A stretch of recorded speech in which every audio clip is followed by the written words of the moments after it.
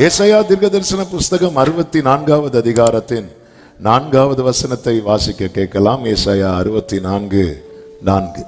தேவனே, உமக்கு காத்திருக்கிறவர்களுக்கு நீர் செய்பவைகளை நீரே அல்லாமல் உலக தோற்றம் முதற்கொண்டு ஒருவரும் கேட்டதும் இல்லை, செவியால் உணர்ந்ததும் இல்லை, அவைகளை கண்டதும் இல்லை. கர்த்தருடைய பரிசுத்த நாமம் மகிமைப்படுவதாக. இந்த ஒவ்வொரு வாரமும் இந்த செய்தியை கேட்கும்படி கர்த்தர் நமக்கு கிருபை செய்கிறார். தேவனை, உமக்கு காத்திருக்கிறவர்களுக்கு நீர் செய்பவைகளை நீரே அல்லாமல் உலக தோற்றம் முதற்கொண்டு ஒருவரும் கேட்டதும் இல்லை, செவியால் உணர்ந்ததும் இல்லை, அவைகளை கண்டதும் இல்லை. கர்த்தருடைய பரிசுத்த நாமத்திற்கு மகிமை உண்டாவதாக. வேதம் முழுவதும் நீங்கள் பார்த்தால் கர்த்தர் யாரை காத்திருக்க வைப்பார் என்று பார்த்தால், யார் வாழ்க்கையிலே அவர்கள் எதற்காய் காத்திருக்கிறார்களோ அந்த காரியத்தை குறித்து தேவனுடைய ஒரு பெரிய திட்டம் இருக்கிறதோ அவர்களை தான் தேவன் காத்திருக்க வைத்திருக்கிறதை வேதத்திலே பார்க்க முடியும். தேவன் அதிகம் காத்திருக்க வைக்கிறார் என்றால் நாம் எதற்காக காத்திருக்கிறோமோ அந்த காரியத்தை குறித்த தேவனுடைய ஒரு பெரிய திட்டம் இருக்கிறது. தாவீது சீயோன் கோட்டையை பிடித்தான் என்று வேதத்தில் சொல்லப்பட்டிருக்கிறது. அந்த சீயோனை கர்த்தர் விரும்பி தெரிந்தெடுத்தார் என்று சங்கீதம் 132 13 14 வசனங்களிலே சொல்லப்பட்டிருக்கிறது. அந்த வார்த்தையை வாசியுங்கள். கர்த்தர் சீயோனை தெரிந்து கொண்டு அது தமக்கு வாசஸ்தலமாகும்படி விரும்பினார். இது என்றென்றைக்கும் நான் தங்கும் இடம், இதை நான் விரும்பினபடியா இங்கே வாசம் பண்ணுவேன். கைகளை உயர்த்தி ஹல்லேலூயா. தேவன் விரும்பி தெரிந்தெடுத்த சீயோன் நானும் நீங்களும் தான். தேவன் விரும்பி தெரிந்தெடுத்த சீயோன். அப்படி சொல்றவங்க கைகளை உயர்த்தி ஆமென் சொல்லுங்க பார்க்கலாம். ஹல்லேலூயா. கர்த்தருக்கு மகிமை உண்டாவதாக. நல்ல கவனமாய் கேளுங்கள். இப்பொழுது 102வது சங்கீதத்திலே அதனுடைய 13வது வசனத்தில் இப்படி சொல்லப்பட்டிருக்கிறது, தேவரீர் எழுந்தருளி சீயோனுக்கு இறங்குவீர். அடுத்த வார்த்தை, அதற்கு தயை செய்யும் காலமும் அதற்காக நேரமும் வந்தது. கர்த்தருக்கு மகிமை. இந்த வசனம் நம்ம எல்லாருக்குமே ரொம்ப பிடிச்ச வசனம், நல்ல தெரிந்த வசனம். அப்போ ஒரு காரியம் இங்க தெளிவாய் தெரிகிறது. கர்த்தர் சீயோனு காத்திருக்க வைக்கிறார். அதற்கு தயை செய்வதற்கும் கர்த்தர் ஒரு காலத்தையும் ஒரு நேரத்தை குறித்திருக்கிறதை வேதம் நமக்கு தெளிவாய் காண்பிக்கிறது. இந்த சீயோன் தேவன் விரும்பி தெரிந்தெடுத்தது. அப்படி என்றால் இந்த காலை வேளையிலே காத்திருக்கிற ஒவ்வொரு உள்ளங்களுக்கும் சொல்லுகிற முதல் செய்தி இதுதான். உங்களை தேவன் சும்மா தெரிந்தெடுக்கவில்லை, உங்களை தேவன் விரும்பி தெரிந்தெடுத்திருக்கிறார். நான் தேவனால் மிகவும் நேசிக்கப்பட்டு தெரிந்தெடுக்கப்பட்டவன், தெரிந்தெடுக்கப்பட்டவள் என்று சொல்லுகிறவர்கள் ஆமென் என்று சொல்லி ஹல்லேலூயா. ஹல்லேலூயா. கர்த்தர் எவ்வளவு நல்லவர். எதற்குமே உதவாத என்னை தேடி வந்தீர்,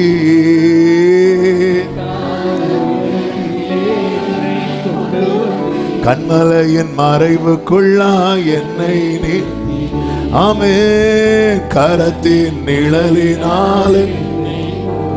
நல்ல கவனமா கேளுங்க. உங்கள் உதடுகள் தேவனை துதித்துக் கொண்டே இருக்கட்டும். ஹல்லேலூயா. ஆமென். நம்ம கண்ணை மூடி யாரும் செய்தி கேட்க வேண்டாம், வாயை மூடி யாரும் துதிக்கவும் வேண்டாம். ஹல்லேலூயா. கர்த்தர் நல்லவர். ஆமென். என் கண்ணை மூடி யாராவது செய்தி கேட்கறது மாதிரி இருந்தீங்கன்னா எனக்கு எப்படி தோணும்னா, கர்த்தர் அவங்களுக்கு ஏதோ ஒரு வெளிப்பாடு கொடுத்துருக்குறாங்க, அதனால அவங்கள்ட்ட நான் கேட்பேன், அது என்ன வெளிப்பாடு ஒன்று சொன்னீங்கன்னா. ஹல்லேலூயா. சிலர் இப்போ வெளிப்பாடெல்லாம் பாஸ் பண்ணி வச்சுட்டீங்க. கர்த்தர் உங்களை ஆசீர்வதிப்பாராக. சீயோனை தேவன் தெரிந்தெடுத்திருக்கிறார். அந்த சீயோனுக்கு என்று தயை செய்ய தேவன் ஒரு காலத்தை குறித்திருக்கிறார். நீங்க அடுத்த வசனங்களை படிக்கும் போது 14வது வசனத்துல உம்முடைய ஊழியக்காரர் அதன் கல்லுகள் மேல் வாஞ்சை வைத்து அதன் மண்ணுக்காக பரிதபிக்கிற வாஞ்சை. எப்போ ஆண்டவரே, எப்படி ஆண்டவரே பரிதபிக்கிறார்கள். அப்படி அவங்க பரிதபித்துக் கொண்டிருக்கும் போதே இன்னொரு காரியம் நடந்து கொண்டிருக்கிறது. அடுத்த வசனத்துல கர்த்தர் சீயோனை கட்டி நல்ல கரங்களை தட்டி ஆமென். அப்ப தேவன் எதற்காக இவ்வளவு டைம் குறித்து வைத்திருக்கிறார் என்றால், கர்த்தர் சீயோனை கட்டி தமது மகிமையிலே வெளிப்படுவார். எனவே தான் உலக தோற்றம் முதற்கொண்டு ஒரு சில வசனங்களை வாசித்து விட்டு நான் செய்திக்குள்ளே போக விரும்புகிறேன். நல்ல கவனமாய் கேட்க வேண்டும். ஏசாயா 42:9, ஏசாயா 46:10 எப்படி சொல்லப்பட்டிருக்கிறது? 42:9 வாசிங்க. பூர்வ காலத்தில் தெரிவிக்கப்பட்டவைகள் இதோ நிறைவேறலாயின. Glory. அவைகள் தோன்றாததற்கு முன்னே அவைகளை உங்களுக்கு சொல்லுகிறேன். அவைகள் தோன்றாததற்கு முன்னே. அவர்தான் எல் ஷடாய். எல் ஷடாய், சர்வ எல்லாம் இல்லாதவைகளை ரதனம கலம ஷெகெரே மமரா. நல்ல கவனமா கேளுங்க. அவைகள் தோன்றாததுக்கு முன்னே. பேதுருவை பார்த்து ஆழத்துல கொண்டு போய் வலைய போடுங்கிறார். நேற்று நைட்டு தான் ஃபுல்லா வலை போட்டு பார்த்தாரு, இல்ல இப்ப போடுங்கிறார். ஆமென். அங்க மீன் இருக்குமா? மீன் இருக்குமா இல்லையான்னு தெரியாது. அவர் போட சொன்ன டைரக்ஷன்ல போட்டா அங்க மீன் இருக்கும். அங்க ஆண்டவர் இந்த இடத்துல மீன் இருக்கா அதெல்லாம் தெரியாது. பேதுரு ஒரு வார்த்தையை சொல்லுவாரு, நாங்கள் இரவு முழுவதும் பிரயாசப்பட்டோம், ஒன்று அகப்படவில்லை. அப்படி சொல்லும் போது இயேசு பேதுருவை பார்த்துட்டே இருப்பார். இவ்வளவு நேரம் போட்ல இருந்து பேசுனதுக்கு இப்படி உடனே ஆண்டவரே ஆகலும் உம்முடைய வார்த்தையின்படி. அதுதான் போடு, உன் பிரசங்க நான் பண்ணிட்டேன், நீ வலைய போடு. ஹல்லேலூயா. வலைய போட்டான் பாருங்க, அள்ளி எடுக்கிறான். அவர் இல்லாத அவைகள் தோன்றாததுக்கு முன்னே. என் வாழ்க்கையில் நம்ம என்ன நினைக்கிறோம்? தேவ திட்டம் என்பது திடீரென்று போடப்பட்டது. ஆபிரகாமுக்கு வாக்குத்தத்தம் கொடுக்கப்பட்டது 75வது வயதுல. ஆனால் அது தீர்மானிக்கப்பட்டது பூர்வ காலம். ஹல்லேலூயா. ஏசாயா 46:10 சொல்லப்பட்டிருக்கிறது, இன்னும் செய்யப்படாதவைகளை பூர்வ காலம் முதற்கொண்டு அறிவிக்கிறேன். இன்னும் செய்யப்படாதவைகளை. ஆண்டவரே, அதனாலதான் நம்ம ஒரு கண்ணும் காணவில்லை. நம்ம இப்படி பார்த்துட்டே இருக்கோம். வாக்குத்தத்தம் வந்தது நேர கதவை ஜன்னலை திறந்து போட்டுட்டு இப்ப வரும். கர்த்தர் எனக்கு பிராமிஸ் பண்ணியிருக்கிறார், ஒரு கவர்மெண்ட் ஜாப் தருவேன். அப்படியே போய் வீட்டில் கால் நீட்டி இருந்தா போதும், அப்படியே மேல வந்து விழும். அது தோன்றாததற்கு முன்னே உன் தேவன் யார் என்பதை அறிந்து கொள். அவைகள் தோன்றாததற்கு முன்னே நான் அறிவிக்கிறேன். அவைகள் தோன்றாத. அடுத்து வாசிங்க. என் ஆலோசனை நிலை நிற்கும். எனக்கு என்னெல்லாம் தோணுதோ அதெல்லாம் செய்வேன். அவர் அறிவிக்கிறவர் மாற்றம் அல்ல, அவர் செய்வேன் என்று சொல்லி உராய்ஞ்சுகிற ஒரு பட்சியை கிழக்கிலிருந்தும் தூர தேசத்திலிருந்தும் வரவழைக்கிறவராய் இருக்கிறேன். அதை சொன்னேன், அதை நிறைவேற்றுவேன், அதை திட்டம் பண்ணினேன். நல்ல கரங்களை தட்டி அதை செய்து முடிப்பேன்.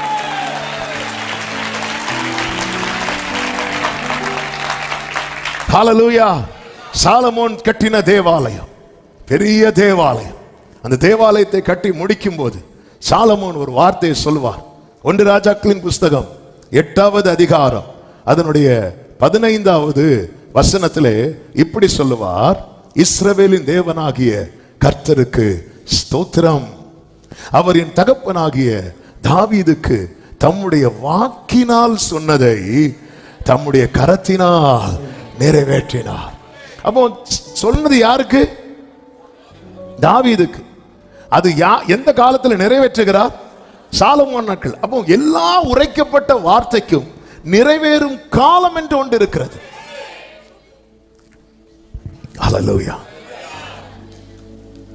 உரைக்கப்பட்ட ஒவ்வொரு வார்த்தை கர்த்தர் பேசிட்டாரா? பேசிட்டார். நம்ம தான் என்ன பண்றோம் அப்படின்னா, நம்ம ஒரு காலத்தை செட் பண்ணி அந்த காலத்துக்குள்ள கொண்டு வர பார்க்கிறோம். ஆண்டவர் எப்படியாவது இந்த மாசம் நடந்துரட்டும்பா. அதன் அர்த்தம் என்ன? ஆண்டவர் ஒருவேளை டேட் டைமை மறந்துட்டாரோ? எங்க ஒரு திராட்சை ரசம் விஷயத்துக்கே என் வேலை வரலங்கிறாரு. ஒரு திராட்சை ரசம் விஷயம் இதுல எல்லாம் என்ன இருக்கு? இதுல இருக்கு. அவரை குறித்து வேதம் எப்படி நமக்கு காண்பித்து தருகிறது? அவர் சகலத்தையும் ஆதின் காலத்தில் சகலத்தையும் அப்ப சகலத்தையும் சொல்லும் போது அதுக்குள்ள இந்த கானாவூர் கல்யாண வீட்டு திராட்சரச மேட்டரும் இருக்கு. பக்கத்துல பார்த்து சொல்லுங்க, எங்க வீட்டு மேட்டரும் இருக்கு.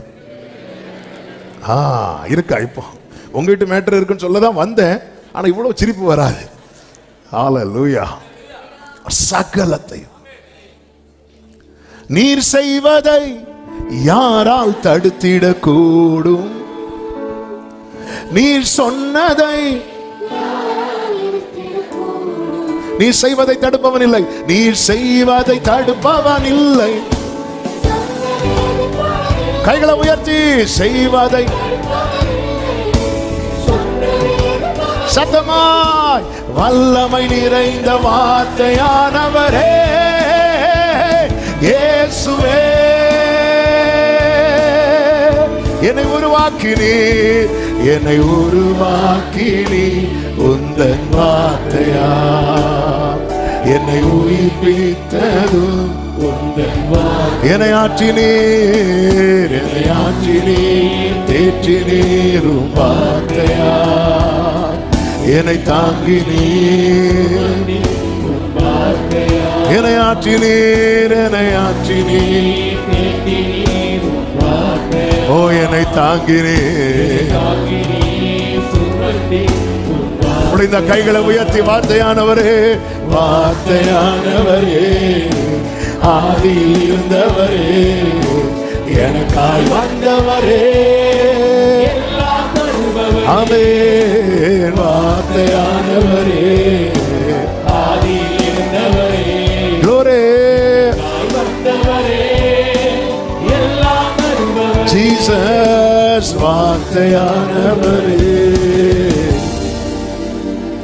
பூர்வ காலம் முதல் அது திட்டம் பண்ணப்பட்டு தெரிவிக்கப்பட்டது. இந்த சாலமோன் எங்கே கர்த்தருடைய ஆலயத்தை கட்டினான் என்று 2 நாளாகமம் அதனுடைய 3வது அதிகாரத்தின் 1வது வசனத்திலே இப்படி சொல்லப்பட்டிருக்கிறது. பின்பு சாலமோன் எருசலேமின் தகப்பனாகிய எருசலேமிலே தன் தகப்பனாகிய தாவீதுக்கு காண்பிக்கப்பட்ட மோரியா என்னும் மலையில் எபூசியனாகிய ஒர்னானின் களம் என்னும் தாவீது குறித்து வைத்த ஸ்தலத்திலே கர்த்தருடைய ஆலயத்தை கட்ட துவங்கினான். சாலமோன் கட்டின தேவாலயம். ஆனால் இது அப்படியே பின்னாடி போய் பார்த்தா 2 நபர்களை இங்க பார்க்க முடியும். யாரெல்லாம்? ஒன்று தாவீது, இன்னொன்று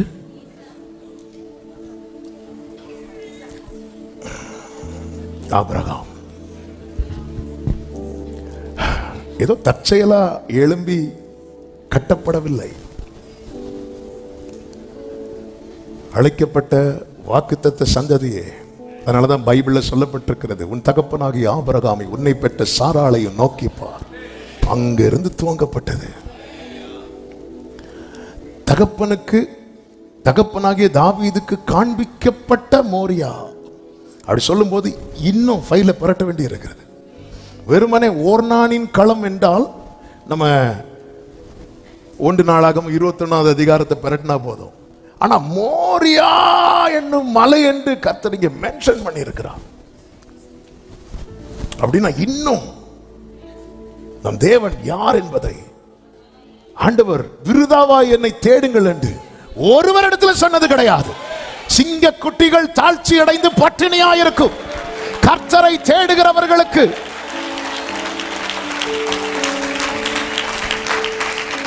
ஹல்லேலூயா. நம்ம முதல்ல மோரியா மலைக்கு போயிட்டு வருவோம், அப்புறமா ஒர்னானின் களத்துக்கு போவோம். அதுக்கப்புறம் தான் இந்த க்ளோரி நமக்கு புரிய வரும். ஆவிக்குரிய கண்ணர்த்தத்தோடு 2 வாரமா ஆவியானவர் இந்த செய்தியை பேசிக் கொண்டிருக்கிறார். ஆமென். இந்த டைமுக்காக வெயிட்டிங். ஹல்லேலூயா. இது டெலிவரி டைம். நேர மோரியா மலைக்கு. இப்ப தெரியுதா? வெறுமனே சொல்லல, சும்மா பலி செலுத்தல மேட்டர் கிடையாது. அது ஆபிரகாமுக்கு தெரியாத ஒரு மேட்டரை ஆபிரகாம் நடத்தின பாதையில கர்த்தர் வைத்திருந்தார். உனக்கு தெரியாத ஒரு சத்தியத்தை, உனக்கு தெரியாத ஒரு ரகசியத்தை, உனக்கு தெரியாத glory ஊராமா சேக்கலரே, உன்னால புரிந்து கொள்ள முடியாத, உன்னால யூகிக்க முடியாத, விவரிக்கப்பட்டால் ஆனாலும் விசுவாசிக்க முடியாத ஒரு அதிசயமான காரியத்தை உன் வாழ்வின் பாதையிலே கர்த்தர் வைத்திருக்கிறார்.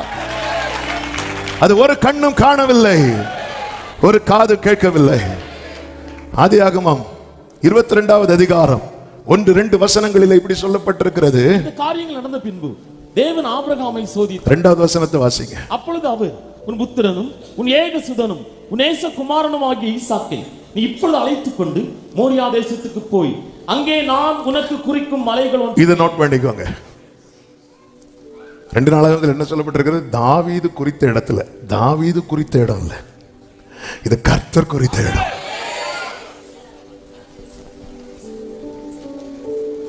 அங்கே நான் உனக்கு குறிக்கும். கரெக்டா. ஆக்சுவலா இவன் ஆபிரகாம் வந்து ஈசாக்கு பலி செலுத்துவானா இல்லையா, இது மட்டும்தான் அவருக்கு அறியணும்னா 3 நாள் நடத்த வேண்டிய அவசியமே இல்லை. ஈசாக்க பலி செலுத்த போகும்போது தடுக்கணும். இதுதான் அவருடைய ப்ரோக்ராம். இது மட்டும்தான் அவருடைய பிளான்னா ஸ்பாட்லேயே டெஸ்ட் பண்ணியிருக்கலாமே. ஆமென். நீங்க இந்த செய்தி நல்லா கவனிக்கணும். அப்பதான் அடுத்த பாயிண்ட் வரும்போது உங்களுக்கு புரியும். உன் ஏகசுதன் உன் நேசகுமாரன் ஈசாக்கை நீ இப்பொழுது, அந்த டைம் பார்த்தீங்களா, இப்பொழுது அழைத்து கொண்டு போ. நான் மோரியா தேசத்துக்கு போய் அங்கே நான் உனக்கு குறிக்கும் மலைகள் ஒன்றின் மேல் தகன பலியாக பலியிடு. ஆபிரகாம் புறப்பட்டு போகிறான். ஆபிரகாம் கூட நினைச்சிருப்பார். என்ன நினைச்சிருப்பார் தெரியுமா? ஏன் இங்க வந்து பலி செலுத்த சொல்றார்? ஹல்லேலூயா. இந்த மோரியா மலையில முதல்ல கால் வச்சது இந்த ஆபிரகாம், இந்த ஈசாக்கு. அற்பமான ஆரம்பம். இப்போ சாலமோன் நாட்களில திரள் கூட்டம் கூடியிருக்கிறார்கள். அற்பமான ஆரம்பத்தின் நாளை என் மேல் நீர் வைத்த ஒரு காரியத்தை சொல்லிட்டு இந்த கோரஸை பாட விரும்புறேன். உன் பயணத்தில் நீ தனிமை கிடையாது. உன் பயணத்தில் நீ அவருடைய கரம் இருக்கிறது, அவருடைய கரம் இருக்கிறது. இப்ப எத்தனை பேர் கூட சேர்ந்து சொல்லுவீங்க? என் மேல் நீ வைத்தவும் கரமே இம்மட்டும் என்னை நடத்தினதே. என் மேல்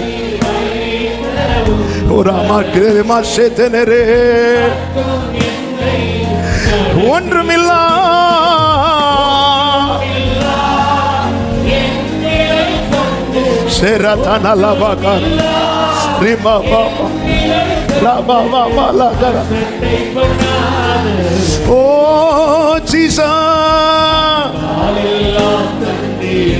ரதன மகளரோ தயவால் பெற்றே, தயவால். ஹல்லேலூயா. கர்த்தருக்கு மகிமை உண்டாவதாக. நேரம் புறப்பட்டு போறார். ஈசாக்கு கேட்கிறார், அப்பா ஆட்டுக்குட்டி எங்க? இவருக்கு தெரியல. கர்த்தர் பார்த்து கொள்வார். அடுத்து என்னன்னு தெரியல. நேரம் புறப்பட்டு போகிறார். ஆமென். அதாவது நமக்கு கொடுக்கப்பட்ட வாக்குத்தத்தத்துல நம் கண்கள் காணக்கூடியதும் இருக்கிறது, தூரத்து செய்திகளும் இருக்கிறது, நம்முடைய தலைமுறைகள் பார்க்க வேண்டியதும் இருக்கிறது. இந்த இடத்துல இந்த ஆபிரகாம் ஈசாக்கும் ஆட்டுக்கடாவை கண்டார்கள். ஆனா அவங்க இங்க எதை பார்க்கல தெரியுமா? ஆலயத்தை பார்க்கல. ஹல்லேலூயா, ஹல்லேலூயா. ஆண்டவர் இந்த ஒரு ஆட்டுக்கடாவை காட்டுறதுக்கு அப்பா இவ்வளவு தூரம் நடத்துனீங்க. இல்ல, இதுல ஒரு ஆலயத்தை.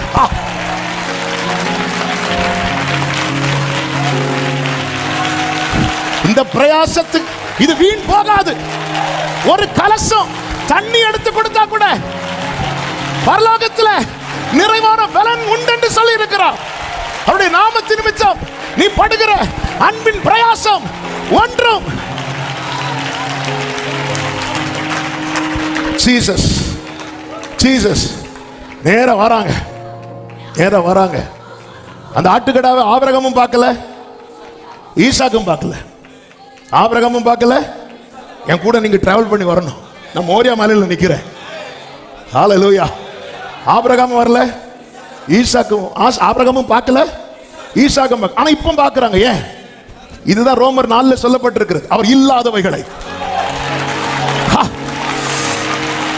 ஒண்ணு கொண்டு வர வேண்டிய இடத்துல கொண்டு வந்து நிறுத்தினா, அவர் இல்லாதவைகளை இருக்கிறதை போல இல்லாதவைகளை இயேசுவின் நாமத்தில் இந்த சத்தத்தை கேட்கிற அன்பு சபையே, அன்பு உள்ளமே, உன் வாழ்க்கையில இதுவரை இல்லாதவைகளை உனக்கான வேலை வரும்போது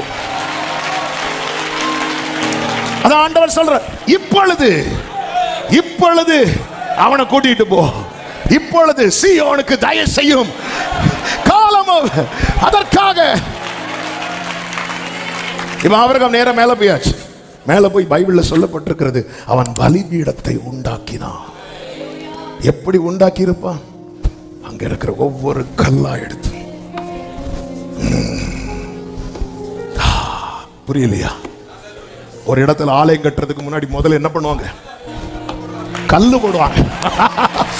ஜீசஸ் ஜீசஸ் ராஜாநாமா சேகரே. எத்தனை பேருக்கு நான் சொல்றது புரியுது? Thank you Holy Spirit. Thank you Holy Spirit. Hallelujah. நீ 3 நாள் டிராவல் பண்ணி நீ பார்த்தது ஒரு ஆட்டுக்கடாதான். ஆனா தலைமுறைக்கு உனக்கு ஒன்ன வச்சு அஸ்திவாரம் போட்டிருக்கிறார். நிறைய காரியங்களுக்கு வர்ஷிப் பண்ணுங்க.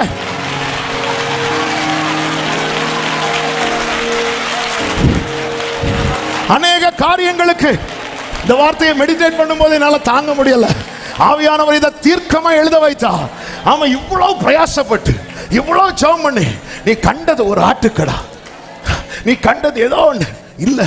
அநேக வரும் காரியங்களுக்கு, தலைமுறைகளுக்கு கர்த்தர் உன்னை கொண்டு அஸ்திவாரம் போட்டிருக்கிறார். ஜீசஸ் ஷரபாலகா மாமா உன்னை கொண்டு அஸ்திவாரம் போட்டிருக்கிறார்.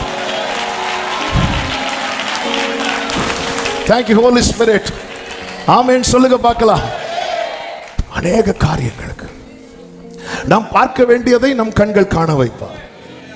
அதுபோல தலைமுறைகளுக்கான அநேக காரியங்களை நம்மை கொண்டு அஸ்திவாரம் போட வைப்பார்.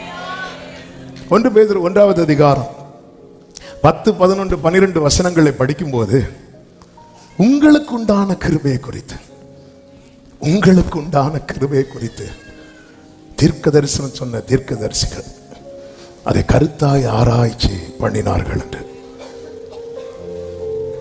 தங்களில் உள்ள கிறிஸ்துவின் ஆவியானவர் கிறிஸ்துவுக்கு உண்டாகும் பாடுகளை அவைகளுக்கு பின்வரும் மகிமையும் முன் அறிவித்த போது இன்ன காலத்தை குறித்தார் என்பதையும் அந்த காலத்தின் விசேஷம் இன்னதென்பதையும் ஆராய்ந்தார்கள். 12வது வசனம், தங்கள் நிமித்தம் அல்ல நமது நிமித்தம் ஹல்லேலூயா அவர்களுக்கு வெளியாக்கப்பட்டது.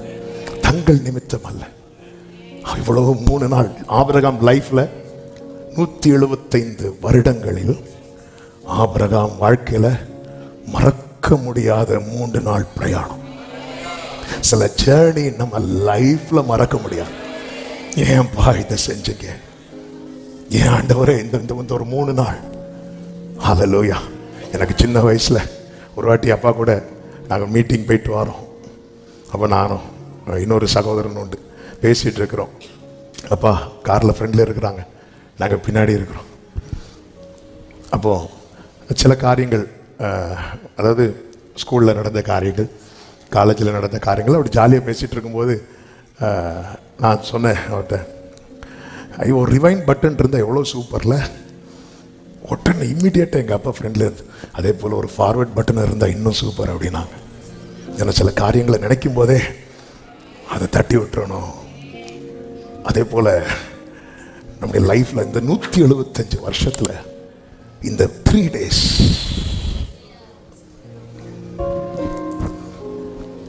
அவர்கள் அமைப்பு புரியாது. அல்லேலூயா. அன்றியும் அவருடைய தீர்மானத்தின்படி அழைக்கப்பட்டவர்களாய் தேவனிடத்தில் அன்பு கூறுகிறவர்களுக்கு சகலமும். ஹல்லேலூயா. ஹல்லேலூயா.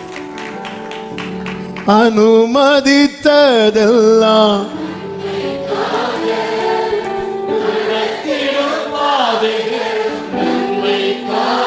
ஆமென். அனுமதித்ததெல்லாம்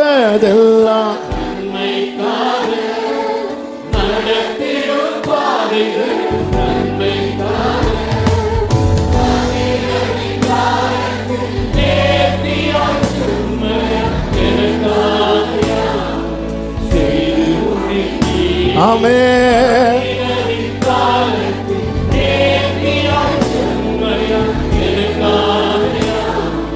செய்து முடிப்பீர் உங்க கைகள் உடரமம் ரத்தனமரோ ஆமென். உங்க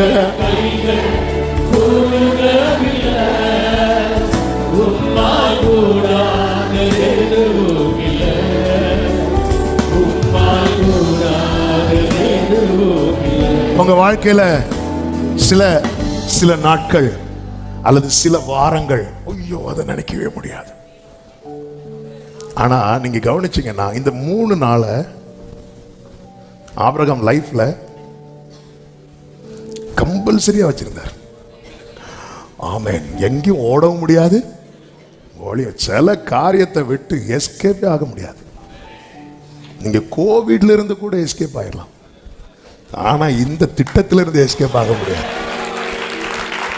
நீ எதுல இருந்து வேணாலும் எஸ்கேப் ஆயிடலாம். எனக்கு ரொம்ப ஆச்சரியமான காரியம், ஆபிரகாம் தன் குமாரனை வெட்டும்படிக்கு 22:10 ஆதியாகமம் தன் கையை நீட்டி கத்தியை எடுத்தான். உடனே கர்த்தர் வானத்திலிருந்து கூப்பிட்டு பிள்ளையாண்டான் மேல கை போட. உன்னை நான் கொண்டு வந்தது கை போடுறதுக்கு இல்ல, கல்லு போடுறதுக்கு. ஹல்லேலூயா. ஆபிரகாமே உன்னை நான் கொண்டு வந்தது கை போடுறதுக்கு இல்ல. பக்கத்துல பார்த்து சொல்லுங்க, கல்லு போட வச்சிருக்கிறான். விசுவாசத்தோடு சொல்லுங்க, நிறைய காரியத்துக்கு. ஆமென். ஹல்லேலூயா. ஆண்டவரே, அப்பா நான் பார்க்கிறேனோ பார்க்கலையோ அது தெரியாது, ஆனா நான் நம்புறேன் நிறைய விஷயத்துக்கு கல்லு போட வச்சுட்டீங்க. வர்ஷிப் பண்ணுங்க, விசுவாசிக்கிறவங்க வர்ஷிப் பண்ணுங்க.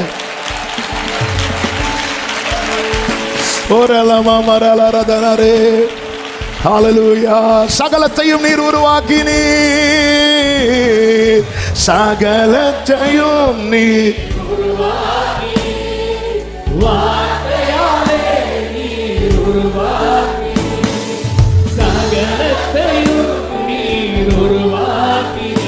ஆமென்.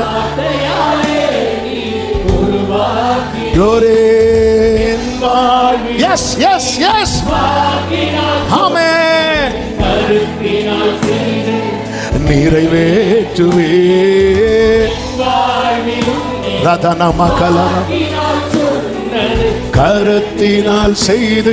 எல்லாரும் கைகளை உயர்த்தி சொல்லுவோம், உங்க கைகள் கூறுகவில்லை.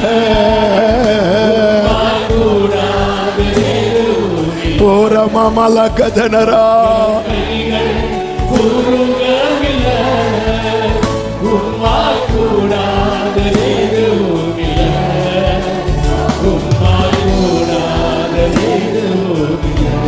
ஹல்லேலூயா. ஆலயத்துக்கு முன்னாடி ஆட்டுக்கடாக்கு வருவோம். 13வது வசனம். ஆபிரகாம் தன் கண்களை ஏறெடுத்து பார்க்கும், இதோ இதோ பின்னாக புதரிலே தன் கொம்புகள் சிக்கிக் கொண்டிருந்த ஒரு ஆட்டுக்கடாவை கண்டான். எதுக்கு அப்புறம்? கல்லு போட்டதுக்கு அப்புறம். ஆமென். ஆட்டுக்கடாவை பார்த்து அதுல பிஸி ஆயிடும்.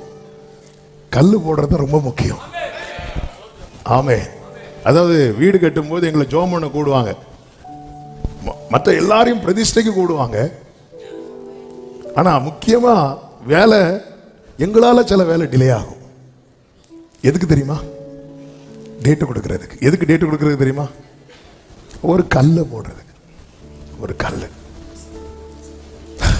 அவன் தலைக்கல்லோடு வருவான். அதற்கு கிருபை உண்டாவதாக, அதற்கு கிருபை உண்டாவதாக. பெரிய பர்வதமே நீ ஏமாத்திரம் செருபாபேலுக்கு முன்பாக இது பலத்தினாலும் அல்ல இது பராக்கிரமத்தினாலும் அல்ல. வர்ஷிப் பண்ணுங்க, வர்ஷிப் பண்ணுங்க. அற்பமான ஆரம்பத்தின் நாளை யார் அசட்டை பண்ணலாம்? செருபாபேலின் கையில் இருக்கிற தூக்கு நூலை கர்த்தருடைய 7 கண்களும் சந்தோஷமாய் பார்க்கிறது, சந்தோஷமா பார்க்குது. ஆமென். அதனால அவர்கள் பலிபீடத்தை உண்டாக்கினான். எலியாலாம் பலிபீடத்தை செப்பனிட்டான். ஏற்கனவே உண்டாக்கப்பட்ட பலிபீடம் அது இடிந்து கிடந்தது. அவர் அதை செப்பனிட்டார். ஆனா ஆபிரகாமே, நீ புதுசா ஏற்கனவே உண்டான பலிபீடத்தில் ஏதோ எக்ஸ்ட்ரா 2 கல் எடுத்து வைக்கல, உன்னை கொண்டு வந்தது. இந்த ஆரம்பம் அற்பமானதுதான். ஆனா முடிவு, முடிவு மகிமை, மகிமை. அபிஷேகம் பெற்ற தேவ பிள்ளைங்க அந்நிய பாஷையில ராதா மாகாரா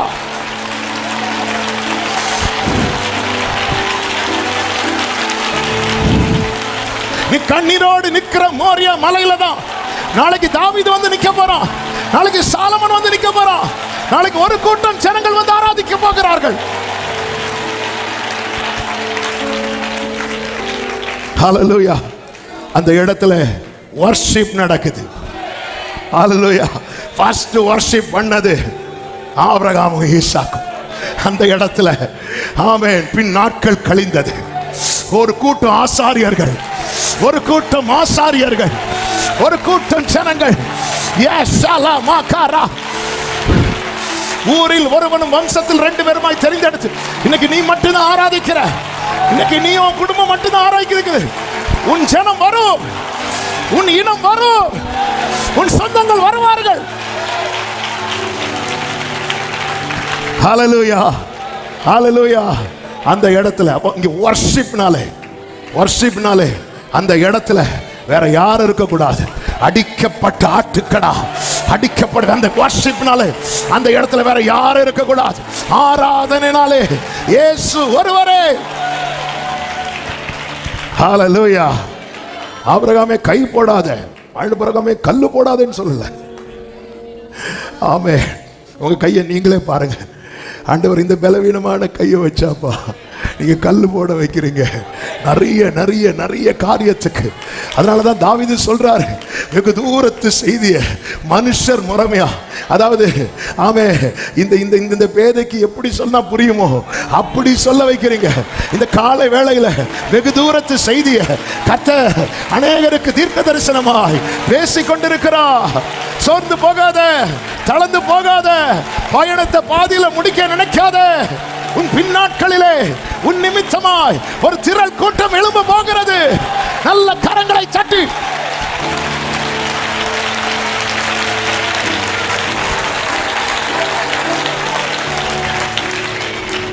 இப்ப இந்த ஆங்கிள் நீங்க இதை பார்த்துட்டு வரீங்க. இனி 14வது வசனத்தை வாசிங்க.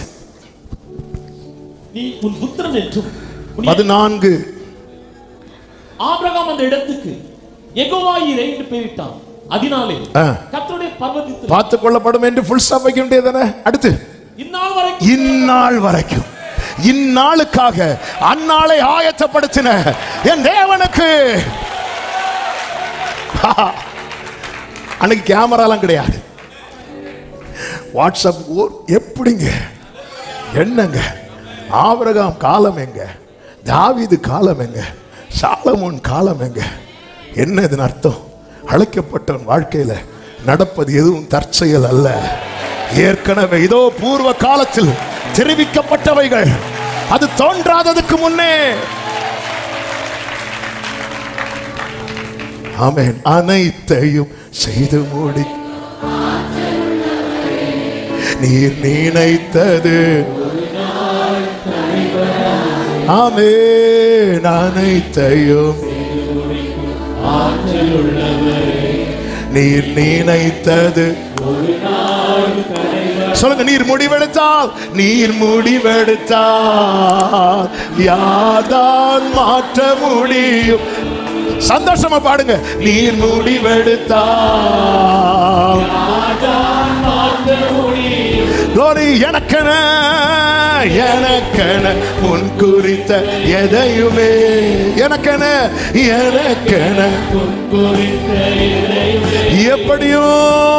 எப்படியும் நிறைவேற்றி கைகளை அசைத்து ஆராதனை செய்வோம். உமக்கே ஆராதனை.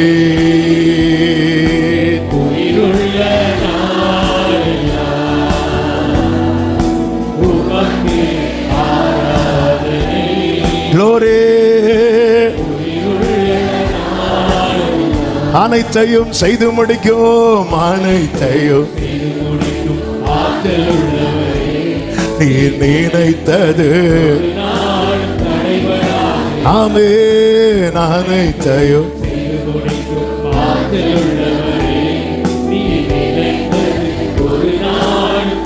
ஹல்லேலூயா ஆமென். கர்த்தர் செய்ய நினைத்தது. எனவேதான் யோபு சொல்லுகிறார், தேவரீர் சகலத்தையும். யோபு உயிரோடு இருந்து எத்தனை தலைமுறையை பார்த்தா தெரியுமா? 4 தலைமுறைக்கும் கர்த்தர் யோபு வச்சு அஸ்திவாரம் போட வைக்கிறார். நம்முடைய லைஃப்ல சில பகுதிகள் கொஞ்சம் கடினமா இருக்கும், ஆனா பர்பஸ் ஆண்டர் அலோவ் பண்ணும். யாக்கோபின் வாழ்க்கையில யோசேப்பின் சம்பவம் என்பது, யாக்கோபு எவ்வளவு புலம்பி இருப்பார். சரி, என் பையனை நான் அனுப்பியிருக்க கூடாது, அனுப்பியிருக்கவே கூடாது. அவங்க எல்லாமே இவன் மேல அவ்வளவு பொறாம தெரியும். சகோதரர்கள் அப்படி எவ்வளவு எரிச்சல்ல இருக்கிறாங்க. இது தெரிஞ்ச பிறகு நான் அனுப்பிட்டேனே, அசதியா இருந்துட்டேனே, என் விஷயத்துல தந்திரமா இருந்தேன், என் பையன் விஷயத்துல கோட்டை விட்டுட்டேனே. யாக்கோபு கண்டிப்பா எழுதிருப்பார். கர்த்தர் அமைதியா இருக்கிறார். ஒரு வார்த்தை பேசியிருக்கலாம், இல்ல ஏன் ஆண்டவர் இதை செஞ்சீங்க? யாக்கோபே, நீ தலைக்கு கீழே ஒரு கல்லை வச்சு படுத்தல. அப்ப நான் உனக்கு என்ன சொன்னேன்? உனக்குள்ளும் உன் சந்ததிக்குள்ளும் பூமியின் வம்சங்கள் எல்லாம் ஆசீர்வதிக்கப்படும் சொன்னேன்ல. இது என்னைக்கோ நடக்கிற செய்தி மட்டும் இல்லை. நான் தான் ஆரம்பத்தில் சொன்ன வாக்கு தத்துவத்தில் நம்முடைய நாட்களில் காண வேண்டியதும் இருக்கிறது, தூரத்து காரியமும் இருக்கிறது. நான் சொன்னேன்ல யாக்கோபே, எஸ், டைம் வரும்போது நீ பார்ப்ப. யாக்கோபு பார்த்தா பூமியில் இருக்கிற எல்லாரும் யோசேப்பிட்ட சாப்பாடு வாங்க வராங்க. கர்த்தர் சீயோனை கட்டி, ஆமே, எல்லாரும் வராங்க. எதுக்கு வராங்க? ஆதியாகமம் 41 கடைசி வசனத்தை வாசிங்க.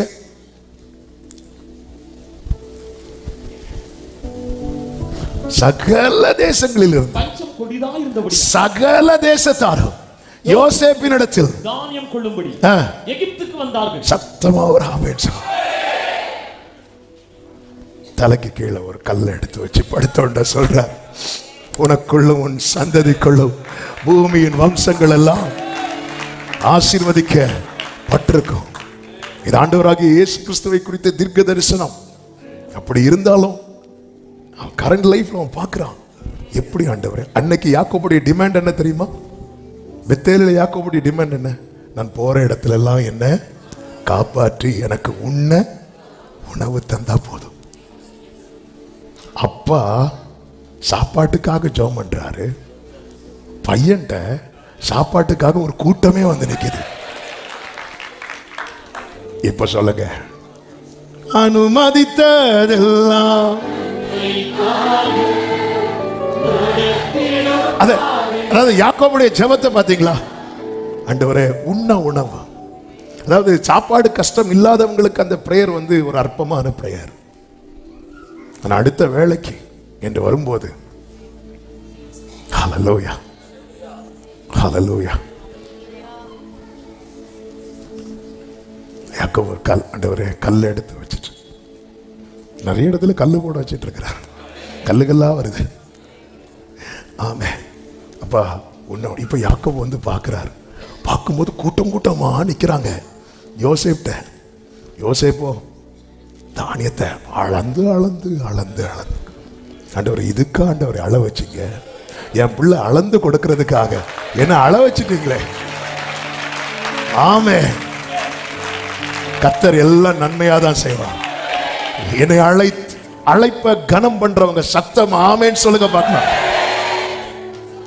அது இந்நாள் வரைக்கும் சொல்லப்பட்டு வருகிறது. வெறுமனே ஆபிரகாம் ஈசாக்க பலி செலுத்த ஒப்பு கொடுக்கிறான் இது இல்ல. ஆனா இது நம்ம அதான் சொல்லி இது ஒரு கண்ணும் காணவில்லை, ஒரு காதும் கேட்கவில்லை. இன்னைக்கு ஒரு நாளின் களத்துக்கு போவோமான்னு தெரியல, மலை இறங்குறது கொஞ்சம் டைம் ஆகும். ஹல்லேலூயா. அந்த ஆட்டுக்கடா அங்க பலி செலுத்தப்படும் போது கர்த்தர் மறுபடியும் பேசுகிறார். அதன் அர்த்தம் என்ன? அந்த பலி அங்கீகரிக்கப்பட்டிருக்கிறது. ஒரு தீர்க்க தரிசன வார்த்தையை கேளுங்கள். ஏசாயா 60:7 கேதாரின் ஆடுகள் எல்லாம் உன்னிடத்தில் சேர்க்கப்படும், நெபாயோத்தின் கடாக்கள் உன்னை சேவித்து. அடுத்த வார்த்தை அங்கீகரிக்கப்பட்டதாய். இந்த வார்த்தையோட ஏன் சேர்த்து சொல்றேன்னா, கடந்த நாளில் ஆவியானவர் என்னோட பேசுற வார்த்தை, அது அப்படியே சொல்றேன். சில இங்கே இந்த 3 நாள் கட்டினோம்ல, ஆபிரகாம் லைஃப்ல நீங்க எந்த நாளை நினைச்சா உங்களுக்கு நெஞ்சு வலிக்கும் கேட்டா ஐயோ அந்த நாள். ஆனா இதனுடைய ரிசல்ட் என்ன தெரியுமா? அந்த பலி அங்கீகரிக்கப்பட்டது. அது போலதான் இன்னைக்கு தேவன் சில நடத்துற பாதை ரொம்ப கடினமா இருந்தாலும் உங்கள்கிட்ட இருந்து வெளிப்படுகிற பலி அனைத்துமே அங்கீகரிக்கப்பட்டதாய் பலிபீடத்துல ஏறும். உன் ஜெபம் அங்கீகரிக்கப்படும், உன் துதி அங்கீகரிக்கப்படும், உன் ஆராதனை அங்கீகரிக்கப்படும், உன் ஊழியம் அங்கீகரிக்கப்படும். ஹல்லேலூயா. நான் இவ்வளவு ஊழியம் செஞ்சு இந்த ஊழியம் அங்கீகரிக்கப்படலைன்னா, ஆமென், அங்கீகரிக்கப்பட்டதாய் என் பலிபீடத்தில் ஏறும். ஆண்டவரே ஹல்லேலூயா. ஆராதனையில ஆராதனை ஆசீர்வாதம், ஆராதனைக்கும் ஆசீர்வாதத்துக்கும் நடுவில் எது தெரியுமா ரொம்ப முக்கியம்? அங்கீகாரம். இவ பலி செலுத்துறார் ஆபிரகாம், கர்த்தர் அங்கீகரிக்கிறார். அங்கீகரித்து என்ன பண்றார் தெரியுமா? ஆசீர்வதிக்கிறார்.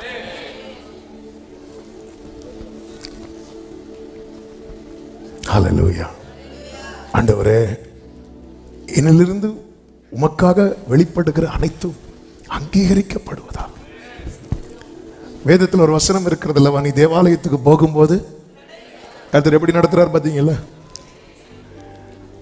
ஆமென். நான் உனக்கு குறிக்கும். யாருக்குமே தெரியாது. ஆபிரகாம் வீட்டில் இருக்கிற வேலைக்காரங்களுக்கு கூட தெரியாது இங்க அப்பாவும் பையனும் வர்ஷிப் பண்ணிட்டு இருக்கிறது.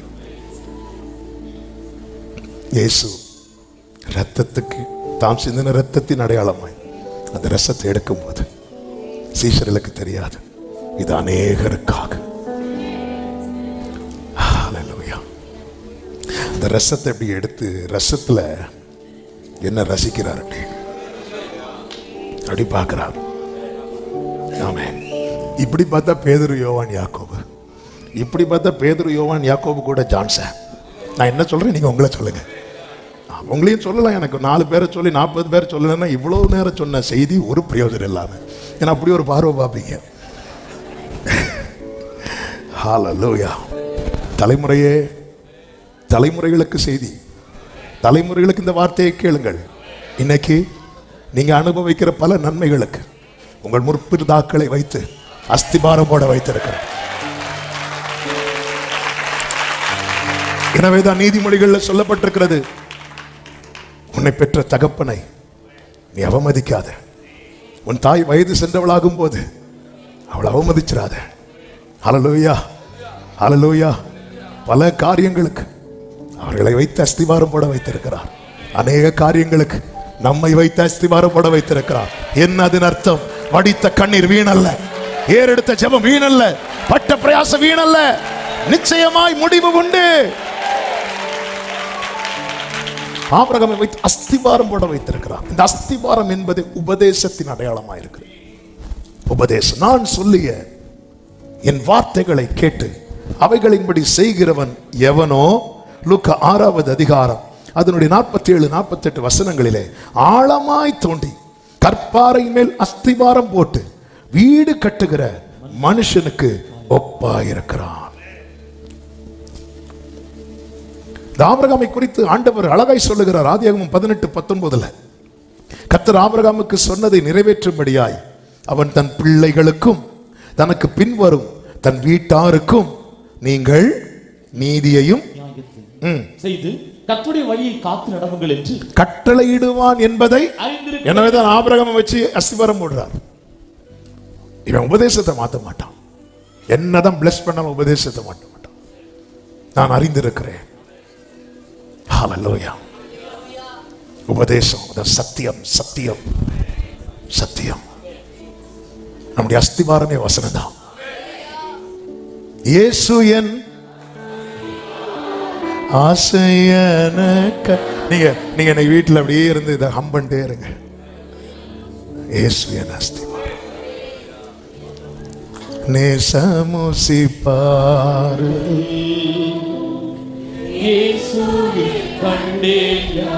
என்ன மதுரமவ நன்னய நாமச்சுவை என் அகத்தில் நினைத்த. இயேசுதான் சத்தியம், இயேசுதான் வார்த்தை, இயேசுதான் வசனம். இதை காத்து நடவுங்கள். ஆலயத்துக்கு கர்த்தர் கட்டி எழுப்பி மகிமை வெளிப்படுத்த அஸ்திவாரம், உபதேசம், வசனம், சத்தியம் அவசியம். கர்த்தர் அதை போடுறார். அதன் பிறகு பாத்தீங்கன்னா ஒர்னானின் களம். திடீர்னு ஒரு நாள் என்ன ஆச்சுன்னா தாவீதை சாத்தான் ஏவினான் இருக்கும். 1 நாளாகமம் 21:1 வாசிங்க. சாத்தான் இஸ்ரவேலுக்கு விரோதமாக எழும்பி இஸ்ரவேலை தொகையிடுகிறதற்கு தாவீதை ஏவினான் அப்படின்றது. அப்போ என்னவே கூடாதா அப்படின்னு அடுத்த கேள்வி வரும். கர்த்தர் ஆபிரகாம்கிட்ட சொல்வார், நீ உன் கூடாரத்தை விட்டு வெளியே வந்து நட்சத்திரங்களை எண்ண கூடுமானால் எண்ணு அப்படிங்கிறார். எண்ணிட்டு இருக்கிறவனை ஆசீர்வதிக்கிறார். இங்க எண்ணிட்டு இருக்கிறவனை அடிக்கிறார். அல்லேலூயா. மோசே கிட்ட சொல்றாரு, இஸ்ரவேல்ல எகிப்துல இருந்து வெளியே வருவாங்கல்ல, எத்தனை பேர் வெளியே வந்தாங்க? 6 லட்சம் புருஷர்கள். என்ன ஆண்டவரே, நீங்களும் பார்ஷியாலிட்டி பார்க்குறீங்கல்ல, எங்களுக்கு பெண் உரிமை வேணும், சண்டைக்கு போயிடாதீங்க. 6 லட்சம் புருஷர்கள். என்னாகும் 1வது அதிகாரத்தில் நீங்கள் வீட்டில் போய் படிங்க, அந்த ஒரு வசனத்தை வாசித்துங்களேன். 1வது அதிகாரம் 1, 2, 3 வசனங்களை கொஞ்சம் வேகமாக வாசிங்க. என்னாகமம் 1. இஸ்ரவேல் எகிப்து தேசத்துக்கு புறப்பட்ட 2ஆம் வருஷம் 2ஆம் மாதம் 1 தேதியிலே கர்த்தர் சீனாய் வனாந்தரத்தில் இருக்கிற ஆசரிப்பு கூடாரத்திலே மோசேயை நோக்கி, நீங்கள் இஸ்ரவேல் புத்திரரின் முழு சபையாய் இருக்கிற அவர்கள் பிதாக்களுடைய வீட்டு வம்சங்களில் உள்ள புருஷர்கள் ஆகிய சகல தலைகளையும் பேர் பேராக எண்ணி தொகையை புருஷர்களுடைய தலையெல்லாம் எண்ணு அப்படிங்கிறார். அப்படி எண்ணும் போது 46வது வசனம் 6,03,550 இதை ரவுண்டா 6 லட்சம் புருஷர்கள்னு சொல்லப்பட்டிருக்கிறது. ஏன் கர்த்தர் என்ன வச்சார்? அதுவும் 20 வயசுக்கு மேல. ஏன்னா சில வருஷத்துக்கு முன்னாடி அந்த ஊர்ல ஒருத்தன் இருந்தான், ஒரு பார்வோன். அவன் ஒரு சட்டம் போட்டான். என்ன சட்டம்னா, ஒரு ஆண் குழந்தை கூட உயிரோடு இருக்கக்கூடாது. பிறக்கிற ஆண் குழந்தை எல்லாம் நைல் நதியில போட்டு கொல்லணும். ஒரு ஆண் குழந்தைய கூட உயிரோடு வைக்கக்கூடாது என்கிற இடத்துல கர்த்தர் 6 லட்சம் புருஷர்களை கர்த்தர் பிறக்க வைத்து வளர வைத்திருக்கிறார். கர்த்தர் இனி எண்ணி பாரு. என்ன அதன் அர்த்தம்? உன்னை வளர பண்ணுவது கர்த்தருடைய சித்தமானால் உன்னை தளர பண்ண எந்த வல்லமைக்கும் நல்ல கரங்களை தட்டி ஆமென் சொல்லுங்க பார்க்கலாம். ஹல்லேலூயா. ஆமென் சொல்லுங்க பார்க்கலாம். ஹல்லேலூயா. அப்போ இவ்வளவு வேற கர்த்தர் கண்ணுக்கு மறைக்கிறார் பாருங்க. சொல்லும்போது இன்னொரு சம்பவம் வருது, ஆனால் தொட்டா ஒர்னானின் களத்துக்கு போகுமான்னு தெரியல. ஆமென். இந்த சிம்சோனுக்கு பலம் எங்க இருக்கு? முடியில இருக்கு. மொட்டை அடிச்சுட்டாங்களா இல்லையா? மொட்டை அடிச்சு விட்டாச்சு. அடுத்து என்ன பண்ணாங்க? கண்ணத்தை பண்ணாங்க. இப்போ சிம்சோன் நிற்கிறான், பெலிஸ்தியர் நிற்கிறாங்க. யாருக்கு பார்க்க முடியும், யாருக்கு பார்க்க முடியாது? சிம்சனுக்கு பார்க்க முடியாது. ஆனால் பைபிள் ஒரு வசனம் இருக்கும், அவனுடைய முடி வளர தொடங்கிட்டு. பெலிஸ்தியருக்கு தெரியுமா தெரியாதா இவன் ஸ்ட்ரென்த் எங்க இருக்குன்னு? முடியில இருக்கு. அப்போ உண்மையில அவங்க என்ன பண்ணியிருக்கணும்? அது வளரும் போது அடுத்து வெட்டி இருக்கணும். அது வெட்டினாங்களா? இல்லை. ஏன் வெட்டல? கத்திரிக்கோல் இல்லையா? ஏன் வெட்டல? அவருடைய சித்தம் இல்லாமல்.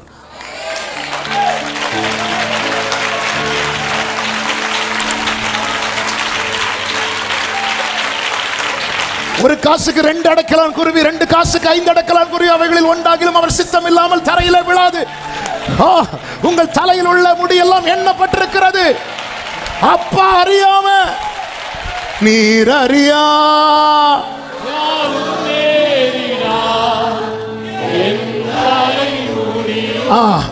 அதன் அர்த்தம் என்ன? சத்துருவே உன்னால முடிய கூட நீ தலை எடுக்க வாரியா? ஹல்லேலூயா. என் தேவன் நீ பெரியவர். வர்ஷிப் பண்ணுங்க. அற்புதங்கள் செய்பவர் ராஜா நாமரே இல்லை பெரியவர்.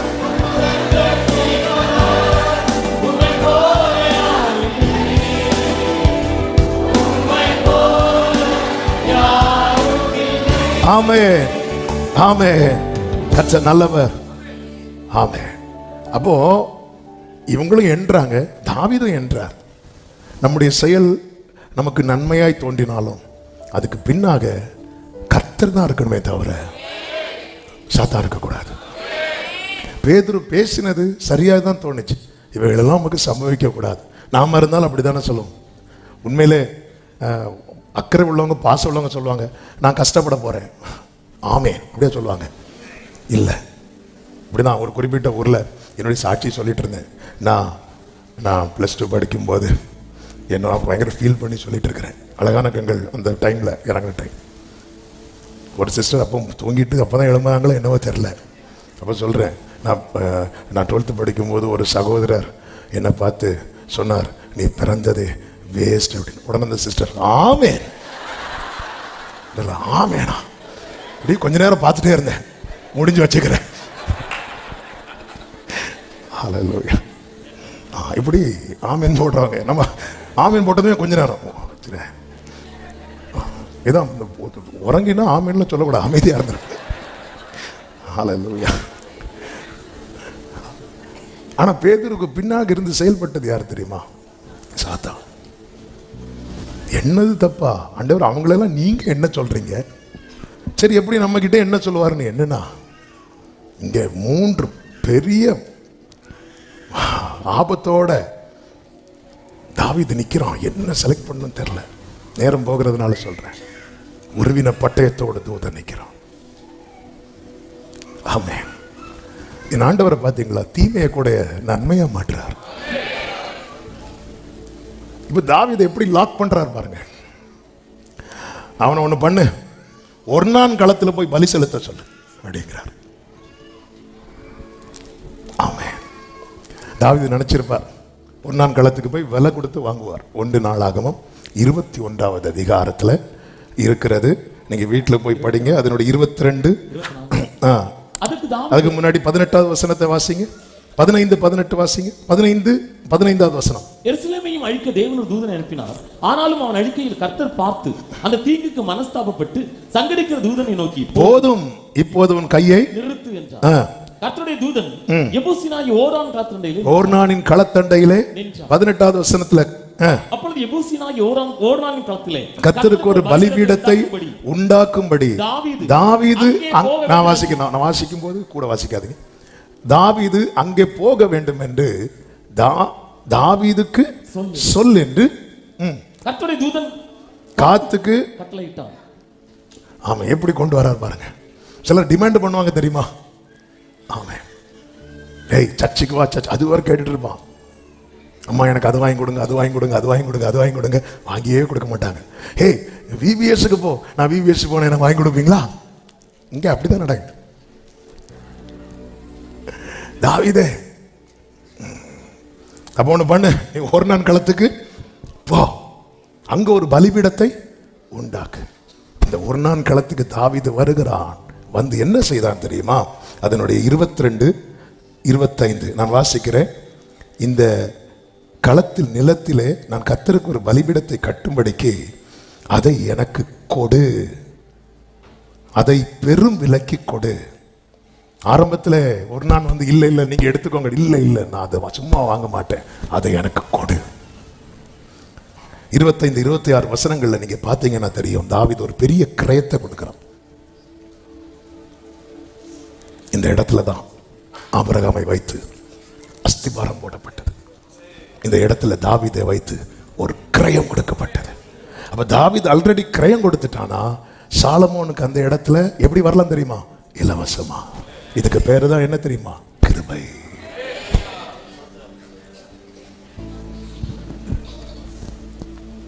ஆமென்.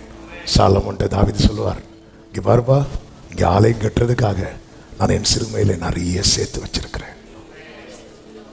தாவீது சிறுமையில நிறைய சேர்த்து வைத்தார். இயேசு சிலுவையில எல்லாவற்றையும் சேர்த்து வைத்திருக்கிறார். ஆமென். ஹல்லேலூயா.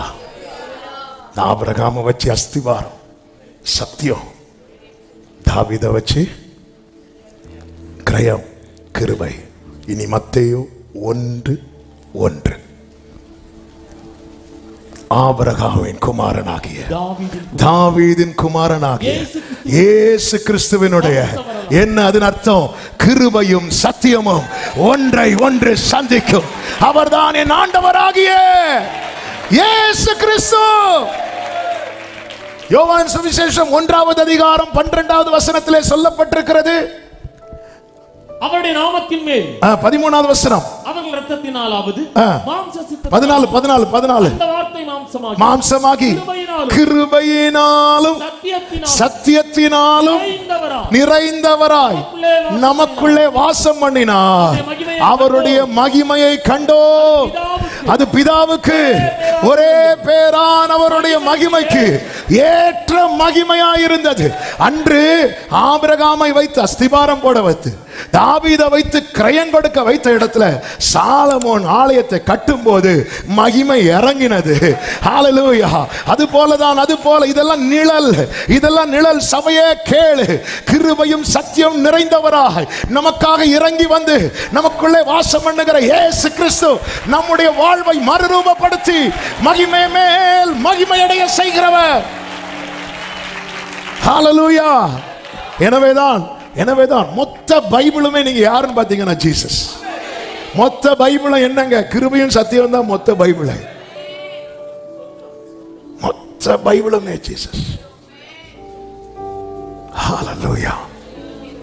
ஹல்லேலூயா. அதனால தான் சீயோனை கட்டி தமது மகிமையிலே நமக்காக எவ்வளவு சேர்க்கப்பட்டிருக்கிறது.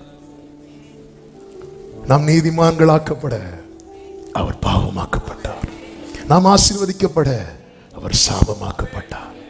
நம் நோய்கள் குணமாக அவர் அடிக்கப்பட்டார். அவருடைய தழும்புகளால் நாம் குணமானோம். நாம் ஐஸ்வர்யம் உள்ளவர்களாக அவர் தரித்திரரானார். நாம் பிதாவின் அண்டை நெருங்க அவர் கைவிடப்பட்டார். தாவீது சாலமோனை கூப்பிட்டு, என் சிறுமையில நான் இதெல்லாம். ஆமென். நம்ம அப்பா, நம்ம ஆண்டவர். ஹல்லேலூயா. ஆமென். ஹல்லேலூயா. அவர் சொன்னார், உங்களை நான் சிநேகிதரேன். சிலுவையில் இன்னைக்கு நம்ம இலவசமா வந்திருக்கிறோம். இதுக்கு பின்னாக செலுத்தப்பட்ட பலியை பாருங்கள். ஆபிரகாம் நாட்களிலும் பலி, தாவீது நாட்களிலும் பலி, சாலமோன் நாட்களிலும் பலி. சாலமோன் நாட்களில் என்ன பலி செலுத்தினார்கள் தெரியுமா? கர்த்தரை துதியுங்கள், அவர் நல்லவர். ஏன்னா அவ்வளோ கிரேஸ். ஆண்டவரே, இந்த இடத்துல ஆபிரகாம் வச்சு அஸ்திபாரம் போட வைத்து ஆலயம் கட்டுவதற்கான எல்லாவற்றையும் தாவீதை வைத்து சேர்க்க வைத்து இன்னைக்கு எங்களை சுதந்திரிக்கும்படிக்கு எங்களை கொண்டு வந்து நிறுத்தி இருக்கிறீரே. என் தோழனே, என் தோழனே, என் தோழனே, என் தோழனே, என் இயேசுவே, என் தோழனே,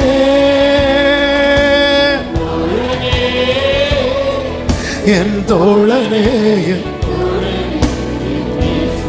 எல்லா காலத்திலும் காலத்திலும் என்னை நேசித்திட உம்மை போல யாரும் இல்லை இயேசுவே. எல்லா காலத்திலும்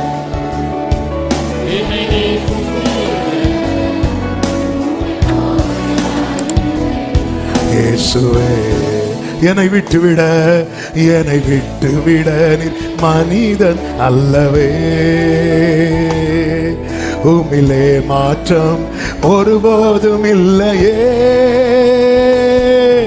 என்னை விட்டுவிட நீர் உம்மிலே மாற்றம் இல்லையே. உம்மிலே மாற்றம். கைகளை உயர்த்தி விரும்பி சொல்லுவோம். என் தோழனே, என் தோழனே, என் தோழனே, என் இயேசுவே. என் தோழனே,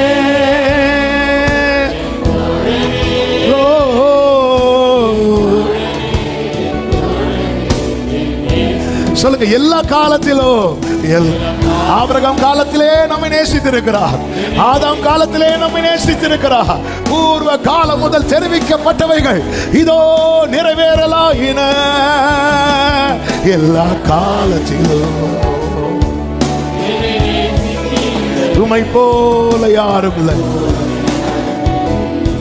2 வசனங்களை வாசித்து ஜெபிக்க போகிறோம். 2 நாளாகமம் 5வது அதிகாரம் அதனுடைய 13, 14 வசனங்கள். அவர்கள் ஒருமிக்க பூரிகைகளை ஊதி ஏக சத்தமாய் கர்த்தரை துதித்து ஸ்தோத்திரித்து பாடினார்கள். ஆசாரியர் பரிசுத்த ஸ்தலத்திலிருந்து புறப்படுகையும் பாடகர் பூரிகைகளை தாளங்கள் கீத வாக்கியங்களுடைய சத்தத்தை தொனிக்க பண்ணி கர்த்தர் நல்லவர், கிருபை என்றும் உள்ளது என்று, அவர் கிருபை என்றும் உள்ளது என்று அவரை ஸ்தோத்திரிக்கையிலும் கர்த்தருடைய வீடாகிய தேவாலயம் மேகத்தினால் நிறையப்பட்டது. அந்த மேகத்தின் நிமித்தம் ஆசாரியர்கள் ஊழியம் செய்து நிற்க கூடாமற் போய் கர்த்தருடைய மகிமை தேவனுடைய ஆலயத்தில் சத்தம் ஆமென் சொல்லுங்க. 2 கொரிந்தியர் 3:18 அதோடு கூட சேர்த்து வாசிங்கள். நாம் எல்லாரும் திறந்த முகமாய் கர்த்தருடைய மகிமையை கண்ணாடியிலே காண்கிறது போல கண்டு ஆவியாயிருக்கிற கர்த்தரால் அந்த சாயலாகத்தானே மகிமையின் மேல் மகிமை அடைந்து மறுரூபம். புதிய ஏற்பாட்டில் சொல்லப்பட்டிருக்கிறது, நாமே அவருடைய வீடு, நாமே அவருடைய மாளிகை. நம்மை தேவன் கட்டி எழுப்பி கொண்டே இருக்கிறார். ஆண்டவர் சொல்லுவார்ல, நான் போய் உங்களுக்கான ஒரு ஸ்தலத்தை எப்படி ஆயத்தமாக்குவார் நினைக்கிறீங்க? அங்கே கைகளால் கட்டப்படாத வீடு. யாரு கொண்டு செங்கலை இறக்குவாங்க? அப்படி விட்டு அங்கேயும் கமிஷன் ஆகிட்டு வருவாங்க. அப்ப நான் கட்டி எழுப்புறேன்னு யார் கட்டுறாரு நினைக்கிறீங்க? அங்கிருந்து நம்மள பூலோகத்தில் கட்டப்படுகிறவைகள் அவர் கட்டுறார். சில நேரத்தில் அப்படி தூக்கு நூலை போட்டு பார்ப்பார். தூக்கு நூலை போடும்போது தான் கொஞ்சம் கட்டு, தூக்கு நூலை போடும்போது 2 தட்டு. அல்லேலூயா.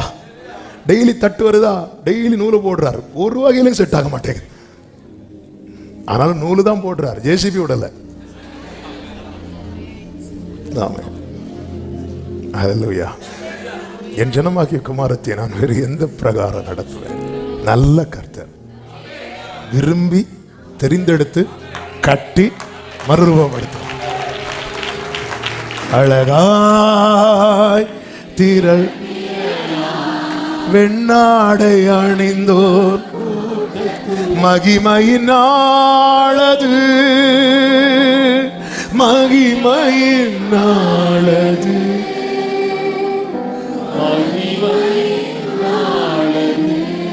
கர்த்தர் நல்லவர். இதுவரை அழகா நடத்தினார், இனியும் நடத்துவார். அவர் சீயோனை கட்டி எழுப்பி தம்முடைய மகிமையிலே வெளிப்படுவார்.